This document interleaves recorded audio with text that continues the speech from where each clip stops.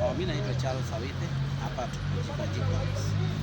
So Charles, January we saw President William Ruto's security to a breach once again. What's your take on that? As a Kenyan, I'm so concerned. I'm kind of perplexed with how things are going. In as much as I don't support President Ruto, I just feel kind of touched with what is going around his life. Because as a president, he's the CEO of a country. Definitely, if anything happens to him, unfortunately, God forbid to say, we are in total hell. The loss of a president is not something easy. Whatever has been transpiring in the life of president, around the life of president, is not something that we can just take easily aside. It is something that has occurred almost 8 times we have witnessed it. This total breach of security and violation to the security system around.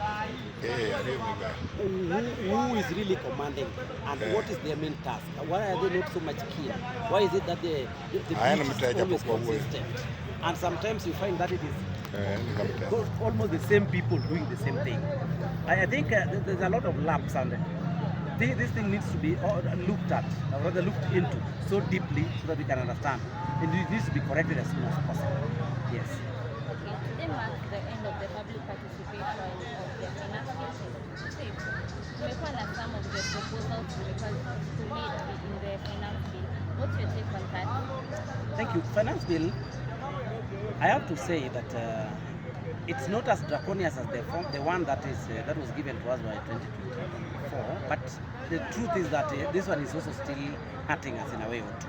Because if you look at the part of rent, there's a tax that has been imposed on landlords and landladies. This tax is definitely going to affect the tenants. This is what I'm trying to say, that if they could have looked into that, because you see, 3/4 of Kenyans are still renting houses, especially those who are living in urban areas. It needs to be looked into, because whenever they put a tax on tenants or on landlords, tenants are going to be affected squarely. Two, I've never heard that online transactions are being taxed. For the first time in Kenya, we are going to have this tax that has been imposed on M-Pesa transactions, card transactions, and the rest of the things. You know, definitely what is going to happen in this way is that banks and these money, how do you call them? Money community like the M-Pesas and the Airtels, they're definitely going to transfer these taxes back to Kenyans. So it is the Kenyans who are going to be hurting, not them. Because definitely you cannot impose a tax on transactions that is only supposed to be something profitable to them and also profitable to Kenyans.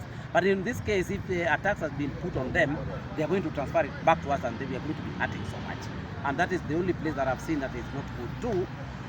If you find that this tax that has been also imposed on drinks, you know, something like water, like for example, water, you cannot tax. You should not even be talking about taxing something to do with water.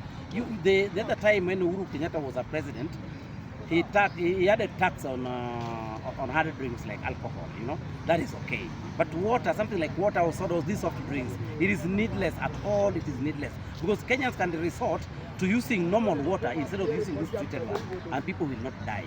So I think the government needs to look deep into what is really affecting us. You know, our government is kind of forgetting the fact that Kenyans are the ones they are governing. They are not governing themselves. They might be in a position to handle most of the matters, but Kenyans are not able. So whenever they're putting these taxes, they need also to be considering the lives of common man. Yes. Thank you so much. Thank you.